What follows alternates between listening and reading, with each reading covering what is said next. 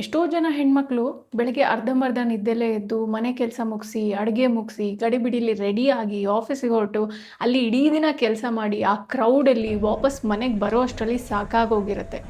And ಎಷ್ಟೋ ಹೆಣ್ಮಕ್ಳ ತಲೆಯಲ್ಲಿ ನಾನು ಹೀಗೆ ಬದುಕಬೇಕು ಅಂದ್ಕೊಂಡಿದ್ದು ಇದೆಲ್ಲ ನಂಗೆ ಬೇಕಾ ಅಂತ ಅನ್ನಿಸ್ಬೋದು. ಬಟ್ ಆ ರೀತಿ ಯೋಚನೆ ಮಾಡಿದ ತಕ್ಷಣ ಅವ್ರಿಗೆ ಗಿಲ್ಟ್ ಫೀಲ್ ಆಗ್ಬೋದು. ಯಾಕಂದರೆ ಸೊಸೈಟಿ ಈ ನಡುವೆ ಹೆಣ್ಮಕ್ಳು ಆರಾಮಾಗಿ ನೆಮ್ಮದಿಯಾಗಿ ಮನೇಲಿ ಇರೋದನ್ನ ಚೂಸ್ ಮಾಡಿಕೊಂಡ್ರೆ ಅದನ್ನ ವೀಕ್ನೆಸ್ ಅಂತ ಲೇಬಲ್ ಮಾಡಿಬಿಟ್ಟಿದೆ. ಅದೇ ಫ್ಯಾಮಿಲಿ ಬೇಕು ಅಂತ ಆಸೆ ಪಟ್ಟರೆ ಅದನ್ನ ಸೆಟ್ಲಿಂಗ್ ಅಂತ ಕರಿತಾ ಇದೆ.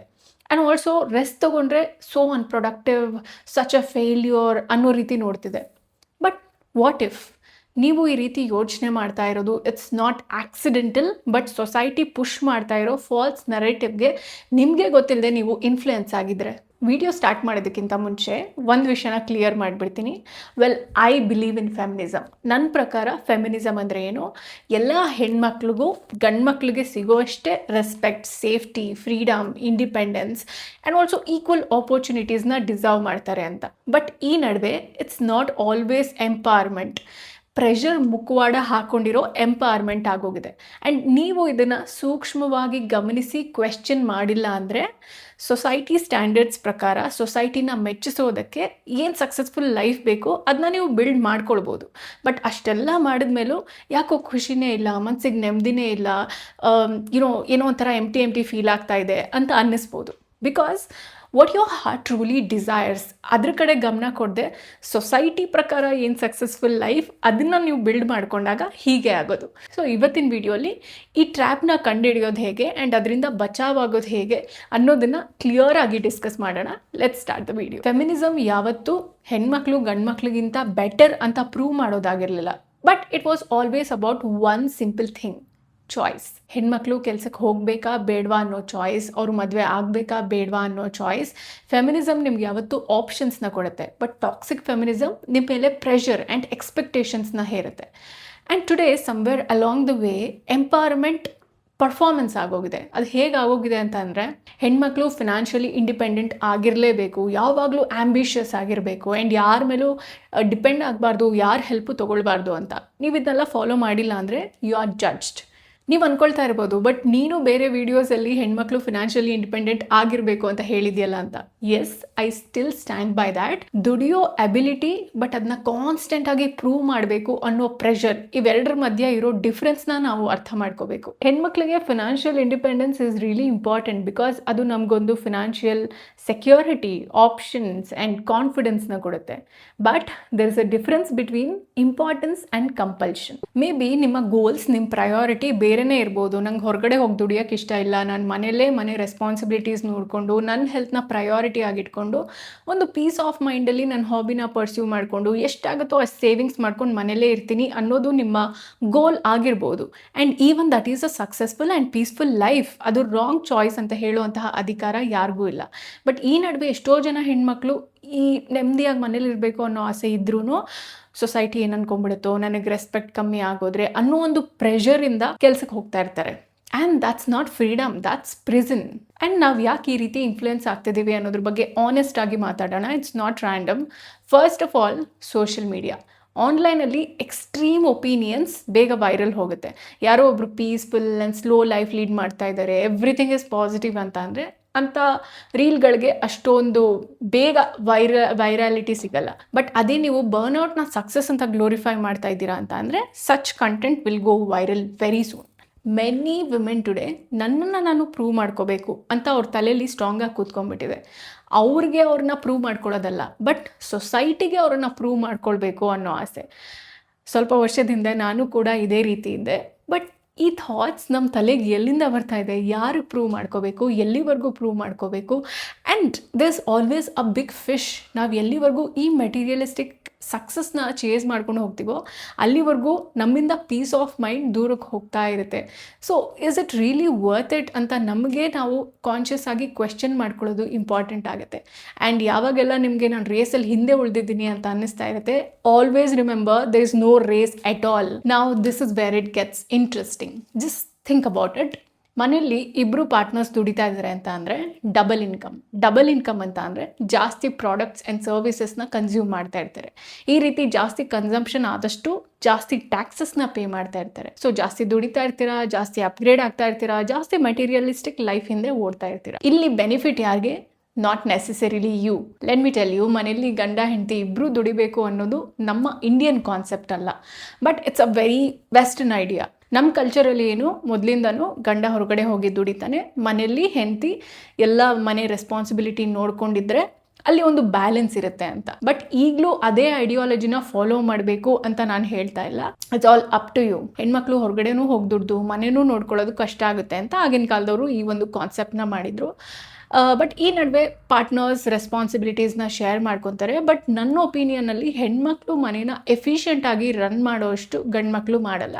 ಆ್ಯಂಡ್ ಮೋಸ್ಟ್ಲಿ ಮೆನ್ ಹೊರಗಡೆ ಹೋಗಿ ದುಡ್ದು ಅಲ್ಲಿ ನೆಗೋಷಿಯೇಟ್ ಮಾಡಿ ಟ್ರಾವೆಲ್ ಮಾಡಿ ಅದಕ್ಕೆ I think they could be best at it ಅನ್ನೋದು ನನ್ನ personal opinion. People mite think ಈಗಿನ ಕಾಲದಲ್ಲಿ ಗಂಡ ಹೆಂಡತಿ ಇಬ್ಬರು ದುಡಿದ್ರು ಸಾಲಲ್ಲ ಅಂತ. ಕೆಲವರು 5,000ದಲ್ಲೂ ಜೀವನ ನಡೆಸೋರಿದ್ದಾರೆ, ಕೆಲವರು 50,000ದಲ್ಲೂ ನಡೆಸೋರಿದ್ದಾರೆ. It's all up to you. ಈಗ ನಾವು ಯಾವುದೇ ಒಂದು ಐಡಿಯಾಲಜಿಗೆ ಸ್ಟಿಕ್ ಆನ್ ಆಗೋ ಅವಶ್ಯಕತೆ ಇಲ್ಲ, ಬಟ್ ಫ್ರೀಡಮ್ ಯಾವಾಗಲೂ ನಮ್ಮ ಹತ್ರ ಇರಬೇಕು.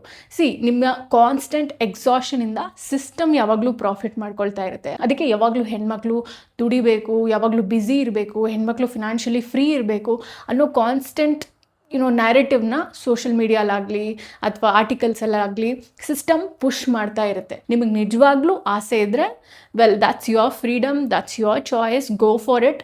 ಬಟ್ ಬ್ಲೈಂಡ್ಲಿ ಈ ಕಾನ್ಸೆಪ್ಟ್ಗೆ ಇನ್ಫ್ಲುಯೆನ್ಸ್ ಆಗಿ ನೀವು ಯೋಚನೆ ಮಾಡದೆ ಅದಕ್ಕೆ ಟ್ರ್ಯಾಪ್ ಆಗಬೇಡಿ ಅನ್ನೋದು ನನ್ನ ಒಪಿನಿಯನ್ ಅಷ್ಟೇ. ಯೂಶುವಲ್ ಆಗಿ ಡಿಸ್ಕಸ್ ಮಾಡದಿರೋ ಒಂದು ವಿಷಯನ ನಾವಿವತ್ತು ಓಪನ್ ಆಗಿ ಡಿಸ್ಕಸ್ ಮಾಡೋಣ. ಮದರ್ಹುಡ್. ನಿಮಗೆ ಗೊತ್ತಾ, ಕೆಲವು ಕಂಟ್ರೀಸಲ್ಲಿ ಕೆಲವು ಕಂಪನಿಗಳಲ್ಲಿ ಮ್ಯಾಟರ್ನಿಟಿ ಲೀವ್ ಅನ್ಪೇಯ್ಡ್ ಆಗಿರುತ್ತೆ. ಮಗು ಆದಮೇಲೆ female employees career growth slow down ಆಗೋಗುತ್ತೆ. ಆ್ಯಂಡ್ ಆಲ್ಸೋ ಕೆಲಸಕ್ಕೆ ಯಾವಾಗಲೂ ಕಮಿಟೆಡ್ ಆಗಿರಲೇಬೇಕು ಅನ್ನೋ ಒಂದು ಕಾನ್ಸ್ಟೆಂಟ್ ಸಟಲ್ ಪ್ರೆಷರ್ ಇದ್ದೇ ಇರುತ್ತೆ. ಬಿಕಾಸ್ ಫೀಮೇಲ್ ಎಂಪ್ಲಾಯೀಸ್ ಅವ್ರ ಮಕ್ಕಳು ಆದಮೇಲೆ ಅವರ ಪ್ರಯಾರಿಟೀಸ್ ಚೇಂಜ್ ಆಗುತ್ತೆ. ಅವರ ಪ್ರಯಾರಿಟಿ ಕರಿಯರ್ ಲೈಫಿಂದ ಪರ್ಸ್ನಲ್ ಲೈಫ್ಗೆ ಶಿಫ್ಟ್ ಆಗುತ್ತೆ. ಆ್ಯಂಡ್ ಎಷ್ಟೋ ಜನ ಹೆಣ್ಮಕ್ಳು ಮಗು ಆದಮೇಲೆ ಒಂದು ಬ್ರೇಕ್ ಬೇಕು ಅಂತ ಒಂದಷ್ಟು ವರ್ಷ ಜಾಬ್ನ ಕ್ವಿಟ್ ಮಾಡ್ತಾರೆ. And this is not favourable to company or the system. Because ಎಷ್ಟೋ ಸೀನಿಯರ್ ಎಂಪ್ಲಾಯೀಸ್ ಒಂದು ಆಫೀಸಲ್ಲಿ ಕೆಲಸ ಮಾಡ್ತಾ ಇದ್ರೆ she will be so used to the work or work environment ಎಲ್ಲನೂ. ಈಗ ಫೀಮೇಲ್ ಎಂಪ್ಲಾಯಿ ಕ್ವಿಟ್ ಮಾಡ್ತಾರೆ ಅಂತ ಅಂದರೆ ಹೊಸಬ್ರನ್ನ ಹೈರ್ ಮಾಡಬೇಕು, ಅವ್ರಿಗೆ ಟ್ರೈನ್ ಮಾಡಬೇಕು, they should get used to the work culture, work environment. So it takes a lot. ಹಾಗಾಗಿ ಹೆಣ್ಮಕ್ಳಿಗೆ ಕಂಪನಿಗಳಲ್ಲಿ ಡೈರೆಕ್ಟ್ ಡಿಸ್ಕ್ರಿಮಿನೇಷನ್ ಇಲ್ಲ ಅಂತ ಅಂದ್ರೂ ಒಂದು ಸೈಲೆಂಟ್ ಬಯಾಸ್ ಇದ್ದೇ ಇರುತ್ತೆ. ಸೊ ಹೀಗಾದಾಗ slowly women will start thinking, ನಾನು ಯಾವುದಾದ್ರೂ ಒಂದನ್ನು ಚೂಸ್ ಮಾಡಬೇಕು, ಇಲ್ಲ ಕರಿಯರ್ ಚೂಸ್ ಮಾಡಬೇಕು, ಇಲ್ಲ ಪರ್ಸ್ನಲ್ ಲೈಫ್ ಚೂಸ್ ಮಾಡಬೇಕು ಅನ್ನೋ ಒಂದು ಪ್ರೆಷರ್ ಅವ್ರ ಮೇಲಿರುತ್ತೆ. But think about it. ನೀವು ನಿಮ್ಮ precious life moments, precious life ಸ್ಟೇಜಸ್ನ ಸ್ಯಾಕ್ರಿಫೈಸ್ ಮಾಡಿಕೊಂಡು ಯಾರನ್ನು ಮೆಚ್ಚಿಸೋ ಅಥವಾ ಯಾರಿಗೂ ಫೇವರ್ ಮಾಡುವಂತಹ ಅವಶ್ಯಕತೆ ಇಲ್ಲ. ಆ ಪ್ರೆಷರ್ನ ನಿಮ್ಮ ಮೇಲೆ ಹಾಕೋಬೇಡಿ. The choice should always be yours because it's your life. ನೀವು ಈ ಟ್ರ್ಯಾಪ್ಗೆ ಬೀಳ್ತಾ ಇದ್ದೀರಾ ಅಂತ ಹೇಗೆ ಅರ್ಥ ಮಾಡ್ಕೊಳ್ಳೋದು? Just watch your thoughts. ನಿಮಗೆ ಸ್ಲೋ ಲೈಫ್ ಬೇಕು, ಪೀಸ್ಫುಲ್ ಲೈಫ್ ಬೇಕು ಅನ್ನೋ ಆಸೆ ಇದ್ರೂ ಅದ್ರ ಬಗ್ಗೆ ಗಿಲ್ಟಿ ಫೀಲ್ ಆಗೋದು. You look down on homemakers. ಓ ಮನೇಲೇ ಇದ್ದಾರಾ ಅಂತ ಅವ್ರ ಬಗ್ಗೆ ಅಷ್ಟು ರೆಸ್ಪೆಕ್ಟ್ ಕೊಡದೇ ಇರೋದು. ಆ್ಯಂಡ್ ಹೆಲ್ಪ್ ಆರ್ ಸಪೋರ್ಟ್ ಕೇಳೋದನ್ನು ವೀಕ್ನೆಸ್ ಅಂತ ಅಂದ್ಕೊಳ್ಳೋದು. ಯಾವಾಗಲೂ ಟಯರ್ಡ್ ಆಗಿದ್ರೂ ಅದನ್ನ ಸಕ್ಸಸ್ ಅಂತ ಕರೆಯೋದು. ಆ್ಯಂಡ್ ಯು ಫೀಲ್ ಲೈಕ್ ಯಾವಾಗಲೂ ಯಾವುದೋ ಒಂದು ರೇಸಲ್ಲಿ ಓಡ್ತಾನೇ ಇದ್ದೀರಾ ಅಂತ. ಈ ರೀತಿ ಥಾಟ್ಸ್ ಬಂದಾಗ ಜಸ್ಟ್ ಪಾಸ್ ಆ್ಯಂಡ್ ಅಂಡರ್ಸ್ಟ್ಯಾಂಡ್, ಇದು ಎಂಪವರ್ಮೆಂಟ್ ಅಲ್ಲ, ಬಟ್ ಯಾರೋ ಹೇಳಿರೋದನ್ನ, ಯಾರೋ ಮಾಡಿರೋದನ್ನ ನೋಡಿಕೊಂಡು ನಿಮ್ಮ ಮೇಲೆ ನೀವು ಕಾನ್ಸ್ಟೆಂಟಾಗಿ ಪ್ರೆಷರ್ ಹಾಕೋತಾ ಇರ್ತೀರ. And life is not a competition. Life is suppose to be peaceful my friend. ಈಗ let's discuss about the important section of the video.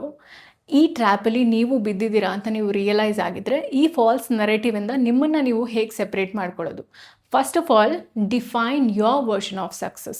Instagram ಪ್ರಕಾರ ಅಲ್ಲ, ಸೊಸೈಟಿ ಪ್ರಕಾರ ಅಲ್ಲ, ಬಟ್ ನಿಮ್ಮ ಪ್ರಕಾರ ಸಕ್ಸಸ್ ಅಂದರೆ ಏನು ಅಂತ ಕೇಳ್ಕೊಳ್ಳಿ. What makes you feel fulfilled ಅನ್ನೋ ಕ್ಲಾರಿಟಿನ ತಗೊಳ್ಳಿ. ಸೊ ಹೀಗಾದಾಗ ನಿಮಗೆ ಆನ್ಲೈನಲ್ಲೋ ಆಫ್ಲೈನಲ್ಲೋ ಯಾರದೇ ಸಕ್ಸಸ್ ನೋಡಿದಾಗ ಜಸ್ಟ್ ಆಸ್ಕ್ ಯುವರ್ ಸೆಲ್ಫ್, ಇದು ನನ್ನ ವರ್ಷನ್ ಆಫ್ ಸಕ್ಸಸ್ ಅಂತ. ಇಫ್ ನೋ, ಓಕೆ, ಇದು ಅವ್ರ ಲೈಫ್, ಅವ್ರ ಪ್ರಯಾರಿಟಿ, ಅವ್ರ ಸಕ್ಸಸ್, ಬಟ್ ನನ್ನ ವರ್ಷನ್ ಆಫ್ ಸಕ್ಸಸ್ ಬೇರೆ ಅನ್ನೋ ಒಂದು ರಿಲೀಫ್ ನಿಮಗೆ ಸಿಗುತ್ತೆ. ಆ್ಯಂಡ್ ಇಫ್ ಎಸ್ ನಿಮಗೂ ಅದೇ ಒಂದು ಲೈಫ್ ಬೇಕು ಅಂತ ಅಂದರೆ ಅದ್ರ ಬಗ್ಗೆ ಯೋಚನೆ ಮಾಡಿ. Take practical steps. ಏನೇನು ಸ್ಟೆಪ್ಸ್ ತೊಗೊಳ್ಬೇಕು ನಾನು ಅದೇ ಒಂದು ಸಕ್ಸಸ್ನ ರೀಚ್ ಆಗಬೇಕು ಅಂತ ಅಂದರೆ ಅಂತ ಒಂದೊಂದೇ ಸ್ಟೆಪ್ ತೊಗೊಳಕ್ಕೆ ಸ್ಟಾರ್ಟ್ ಮಾಡಿ. Start working towards it and see how it feels. Working women superior ಅಲ್ಲ, ಹೋಮ್ ಮೇಕರ್ ಇನ್ಫೀರಿಯರ್ ಅಲ್ಲ. ಇಬ್ಬರು ಲೈಫ್ಸ್ ಬೇರೆ ಬೇರೆ, ಬಟ್ ವ್ಯಾಲ್ಯೂಸ್ ಒಂದೇ. Don't let anyone convince you otherwise. ನಾನು ಮುಂಚೆ ಎಲ್ಲ ಬರ್ನ್ಔಟ್ನ ತುಂಬ ಗ್ಲೋರಿಫೈ ಮಾಡ್ತಾ ಇದ್ದೆ. ನಾನು ಎಷ್ಟು hard working, I am so proud of my self ಅಂತ ಎಲ್ಲ. But just think about it. Life ಇರೋದು ನಾವು ರೋಬೋಟ್ಸ್ ಥರ ಯಾವಾಗಲೂ ಕೆಲಸ ಮಾಡಿಕೊಂಡೇ ಇರೋದಕ್ಕಲ್ಲ, ಬಟ್ ಒಂದು ಮೀನಿಂಗ್ಫುಲ್, ಒಂದು ಫುಲ್ಫಿಲ್ ಲೈಫ್ನ ಬದುಕೋದಕ್ಕೆ. ನಾವು ಏನೂ ಕೆಲಸ ಮಾಡದೆ ಒಂದು 10 ನಿಮಿಷ ಮರನೋ ಅಥವಾ ಮಳೆನೋ ನೋಡ್ತಾ ಕೂತಿದ್ರೆ even that is a quality time. In fact ಅದೇ ನಮಗೆ ಕೊನೆವರೆಗೂ ಕೋರ್ ಮೆಮೊರಿಯಲ್ಲಿ ಉಳ್ಕೊಳ್ಳೋದು, ಅದೇ ನಮಗೆ ಖುಷಿ ನೆಮ್ಮದಿನ ಕೊಡೋದು. ಸೊ ಆದಷ್ಟು ನಾವು ಇಂಥ ಕೆಲಸಗಳನ್ನ ಪ್ರಯಾರಿಟೈಸ್ ಮಾಡಿ ಪ್ರೊಡಕ್ಟಿವಿಟಿ ಟ್ರ್ಯಾಪ್ ಕೆಲಸಗಳನ್ನ ಆದಷ್ಟು ಮಿನಿಮೈಸ್ ಮಾಡ್ಕೊಳ್ಬೇಕು.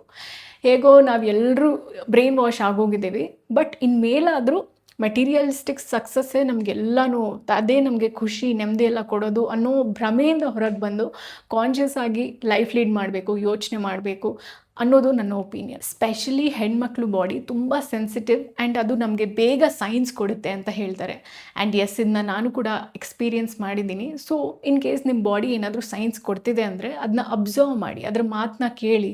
ಎಷ್ಟೇ ಆಗ್ತಿಲ್ಲ ಅಂದರೂ no, I am a strong independent women ಅಂತ ನಿಮ್ಮನ್ನು ನೀವು ಕನ್ವಿನ್ಸ್ ಮಾಡಿಕೊಂಡು ಯಾವಾಗಲೂ ನಿಮ್ಮ ಬಾಡಿನ ಪನಿಷ್ ಮಾಡ್ಕೊಳ್ಬೇಡಿ.